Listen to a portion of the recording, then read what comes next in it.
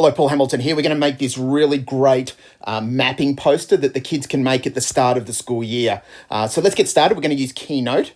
A couple of things I've done. I've gone into Google Earth and I've just taken a screenshot of our local area, which the kids can do. And then I've just cropped it into a bit of a square and applied a little bit of a filter in Photos just to get that nice kind of look about the poster and getting the kind of feel of the darkness. So I've made it black and white.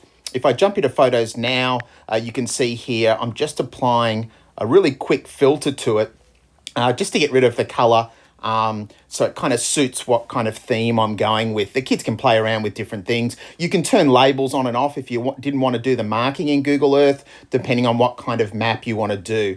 So that's looking pretty good. I might go with the silver tone there. I'll save that to my photos and let's jump into Keynote. So I'm going to start by bringing in a basic rectangular shape.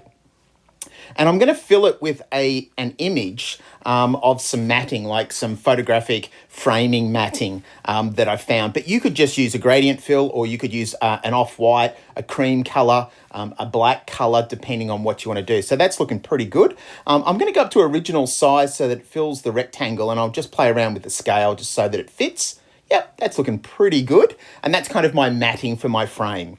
The other thing I'm going to do is bring in a circle, because that's going to be my cutout. So what I'm going to do here is I'm not going to fill it with the map. I'm actually going to do an exclude. So I'm going to select both the rectangle and the circle by holding my finger down and tapping the other one. So it's multi-select. I'm going to go up to arrange, and I'm going to use the bottom one, the combined shapes exclude. That's looking really great. I might just put on a bit of a border just to kind of bring out the edges of my frame, which is looking pretty good. And then all I need to do now is bring in that photo, that screenshot of my map, and I'll place that behind. Don't worry, if you think this is all about layers and it's not going to look good at the end, it will, and we'll group them all together. So you can kind of play around with what you want there. I'm just going to arrange it to the back so it's sitting behind my frame. Oh, that's looking awesome. And probably the final thing, all I need to do now is to put a mapping title. So what kind of, whereabouts did I take the map? Is it Sunshine Coast? Is it a little bit more local? I'll just put Sunshine Coast there in Queensland. You can play around with it and make it a little bit more detailed if you like.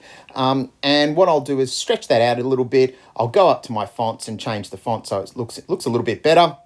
You can play around with the different fonts there. And then all I'm going to do at the end, after I've changed the fonts here, is I'm just going to group all of the items together and drag it into my photo so that I can print them out around the classroom, and they're going to look great to have all these personalized, customized maps around the classroom. I'm going to do a digital version of this later on with a movie mapping, but I'm just bringing my photos into a split screen. I'm holding down on my picture and dragging that in, and all of a sudden I've got that ready to be printed as a PDF or an image, that sort of thing here, and it's looking really great. Have a look at that. Really easy to do. The kids will love it. Paul Hamilton here, signing off.